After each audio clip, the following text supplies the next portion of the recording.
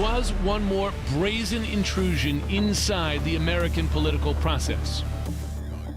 We have high confidence that this is a Russian intelligence organization. What we've seen publicly released is probably under 1% of what we'd attribute to the Russian government stealing.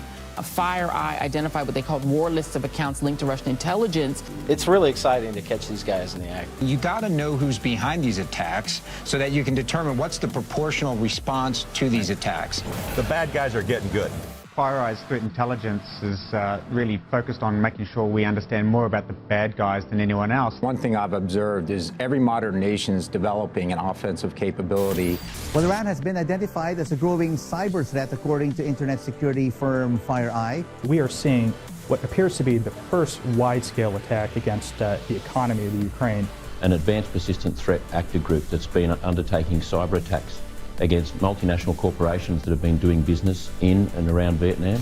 We haven't figured out, as an international community, what are the rules of engagement or what's fair game. The reports are that 235 gigabytes of files were stolen. FireEye tells NBC News it has documented cyber attacks against South Korea's military, its power plants, even aviation, all appearing to come from North Korea. We have evidence that they targeted at least one party that has been associated with the missile placements. The North Korean actors that previously we have linked to the North Korean government and traditionally carry out cyber espionage and cyber destruction activities actually pivot to start going after places like cryptocurrency exchanges in South Korea. We see the two macro drivers of this really being the appreciation of cryptocurrencies this year, but also that tightening of sanctions. It's an interesting target for North Korea, given that it's impacted by significant financial sanctions.